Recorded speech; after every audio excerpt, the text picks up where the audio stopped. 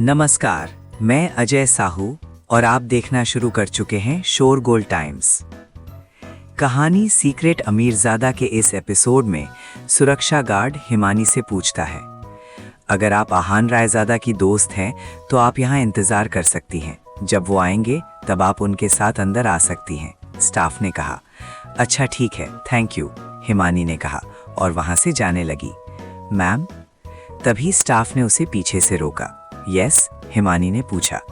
क्या आप सच में आहान की दोस्त हैं? स्टाफ ने पूछा। हाँ, हिमानी ने कहा। तो फिर क्या आप बता सकती हैं कि आहान फाइट के लिए आएगा या नहीं? उन्होंने आपको कुछ बताया है? स्टाफ ने पूछा। नहीं, आहान ने मुझे कुछ बताया नहीं है, पर वो यहाँ जरूर आएगा, हिमानी ने कहा। ये जो लोग यहाँ आए हैं सब इसी उम्मीद में आए हैं कि आहान जरूर आएगा, पर अगर आहान नहीं आया तो सबकी उम्मीद टूट जाएगी और वो खुद एक मजाक बन जाएगा, उस स्टाफ ने कहा और सरकास्टिकली स्माइल करने लगा। इसके बाद उसने हिमानी से कोई सवाल नहीं पूछा और वहां से चला गया। हिमानी वहीं पर खड़ी रही। देखने से समझ नहीं आ रहा था कि वो अंदर जाने का मौका ढूंढ रही है या फिर आहान का इंतजार कर रही है। क्या आहान को इस फाइट के बारे में पता चलेगा और वो वहां आएगा? इस एपिसोड की शुरुआत कुछ इस तरह होती है। चलिए अब जानते हैं इस एपिसोड में क्या कुछ नया होता है। तुषार पहाड़ों से उतरकर अपने विला में आता है। वहां पर वो योगेश को आहान को फाइट के लिए बुलाने के लिए दूसरा प्लान बताता है। सब बड़े लोग वेस्ट लेक पहुंच गए हैं और फाइट का इंतजार कर रहे हैं। हिमानी भी वहां पहुंच जाती है। अरे देखो, रेंजर फिस्ट सेक्ट के लीडर मास्टर अंगद आ गए हैं। उसी स्टाफ मेंबर ने जब एक आदमी को कुछ लोगों के साथ आते देखा तब तुरंत चिल्लाया। वो अंगद की आइडेंटिटी जानता था, इसीलिए उसका दिल जोर से धड़कने लग गया था। वो भागकर अंगद के पास गया और उसने कहा, हेलो मास्टर अंगद, मैं यहाँ स्टाफ मेंबर हूँ। इतना सुनकर अंगद के आदमी जब आगे बढ़े तब उस स्टाफ मेंबर ने कहा, मास्टर, स्पेशल रीजन की वजह से फाइट सील्ड एरिया में होगी, तो आप शिप में जाना पसंद करेंगे या फिर कुछ देर बाहर व्यू एंजॉय करेंगे? हमें अंदर जाना है, अंगद ने कहा। वो अपने स्टूडेंट्स को फाइट दिखाने लाया था और उसे व्यूज एंजॉय करने में कोई इंटरेस्ट नहीं था। मुझे लगता है आज यहाँ पर और भी सेक्ट के मास्टर आने वाले हैं। सबके लिए ये फाइट देखना बहुत जरूरी है, किसी ऑर्डिनरी ऑडियंस ने कहा। हाँ, वो देखो, 8 लायंस ग्रुप के लीडर मास्टर पीयूष आ गए हैं। रेड रेंजर ग्रुप के लीडर रुपीन भी आ गए हैं। देखते ही देखते वहां पर बहुत सारे मास्टर्स और लीडर्स आ गए थे। This is unbelievable.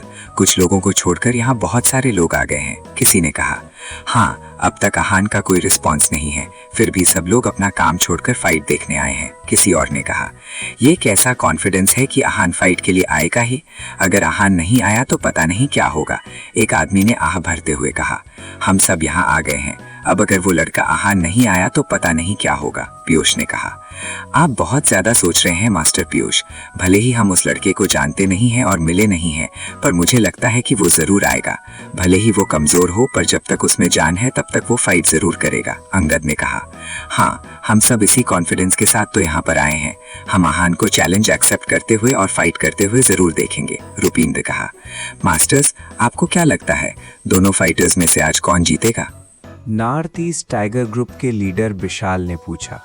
जब विशाल ने यह सवाल किया तब सब एक दूसरे को देखने लगे। इसके बाद सबने वहां मौजूद एक ग्रैंड मास्टर की तरफ देखा। उन्होंने भी जवाब नहीं दिया और मुस्कुराने लगे। उन्हें भी नहीं पता था कि आज के मैच में क्या होने वाला है।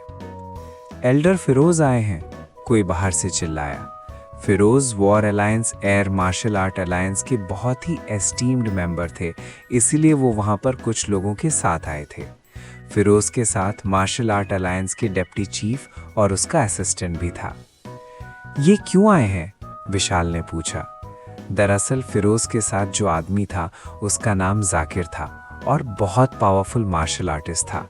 उसने अपने सारे लेवल्स बहुत जल्दी पार कर लिए थे और उनके जैसा मार्शल आर्ट परफेक्शनिस्ट कोई नहीं था।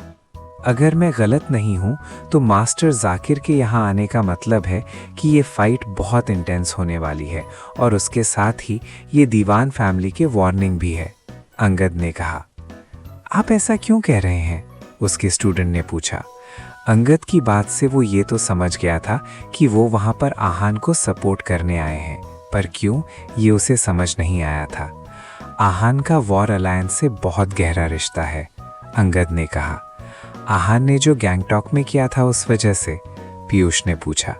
सिर्फ उसकी वजह से नहीं, और भी कारण है, अंगद ने कहा और मुस्कुराने लगा। Elder Feroz, master Zakir. जब वो लोग वहाँ से गुजर रहे थे तब सब रिस्पेक्टफुली उन्हें ग्रीट करने के लिए खड़े हो गए। फिरोज़ और जाकिर ने भी स्माइल के साथ उन्हें ग्रीट किया और फिर उनसे बात करने लगे। एल्डर फिरोज़, तुषार यहाँ पर कब आएगा? विशाल ने पूछा। मेरी दीवान फैमिली के स्पोक्सपर्सन से बात हुई थी, उन्होंने बोला कि वो दोपहर तक आ जाएंगे, तो फिर शायद आते ही होंगे, फिरोज़ ने कहा। दीवान फैमिली आ गई है, अचानक ने अंगद ने कहा। उसने दीवान फैमिली के हेड धर्म और तुषार को शिप में चढ़ते हुए देख लिया था। जब वो शिप में आए तब फिरोज़ ने कहा, मिस्टर धर्म, बहुत वक्त बाद मुलाकात हुई है। फिरोज़, मिलकर अच्छा लगा, धर्म ने कहा और फिरोज़ से हाथ मिलाया।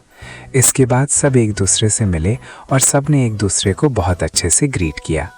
इसके बाद धर्म ने फिरोज़ से कहा, फिरोज़, अब जब तुम यहाँ आए ही हो, इसका मतलब आहान भी मेरे पोते से लड़ने यहाँ ज़रूर आएगा।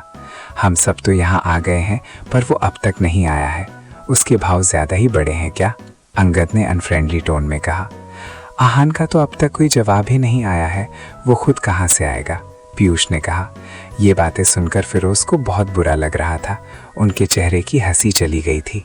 हम सब यहाँ हैं, इसका मतलब ये है कि हमें कहीं ना कहीं विश्वास है कि आहान फाइट करने आएगा, फिरोज़ ने भारी आवाज़ में कहा। उससे कोई फ़र्क नहीं पड़ता है, किसी ने कहा। फ़र्क तो पड़ता है, हमें विश्वास है कि आहान ज़रूर आएगा।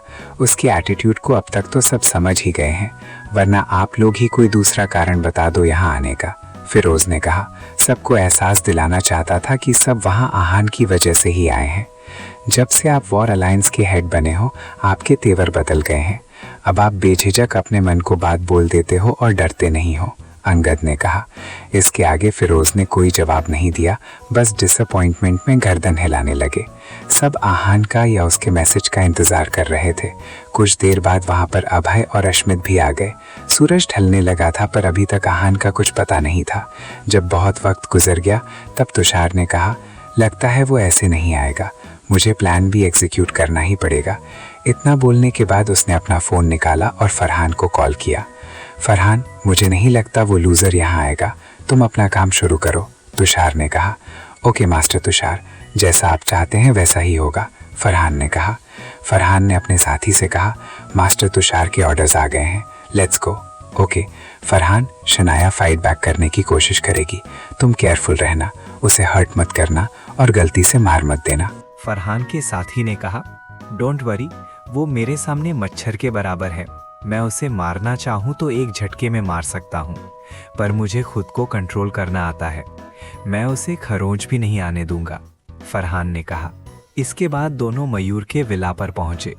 उन्हें जो इन्फॉर्मेशन मिली थी उसके हिसाब से शनाया इस वक्त मयूर के विला में थी, पर उन्हें ये नहीं पता था कि आहान भी यहीं पर कल्टीवेशन में बिजी है।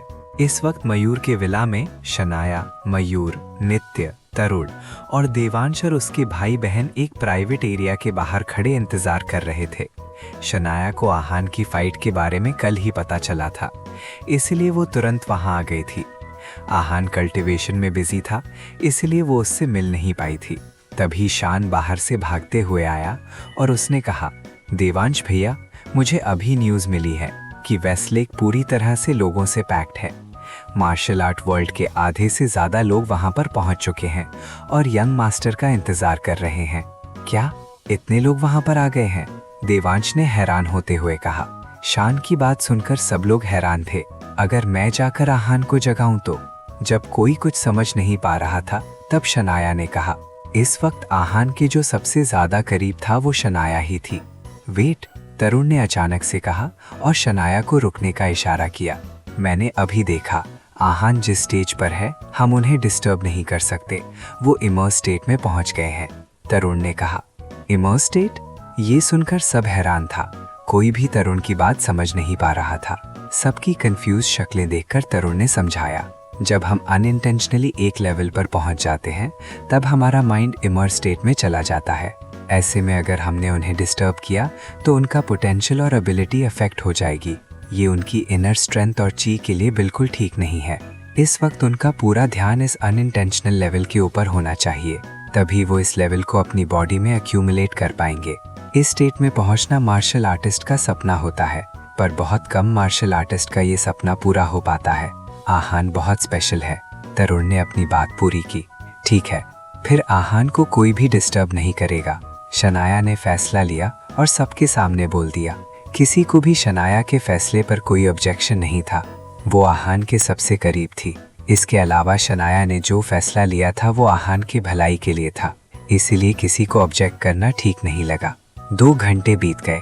किसी ने नहीं सोचा था कि आहान इतने वक्त तक भी अपने कल्टीवेशन से बाहर नहीं आएगा। आहान अब तक अपने इमर्स स्टेट में ही था।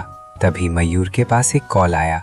कॉल पर बात करते वक्त उसके चेहरे पर अजीब सा एक्सप्रेशन था। फोन रखने के बाद उसने सबको इन्फॉर्म किया।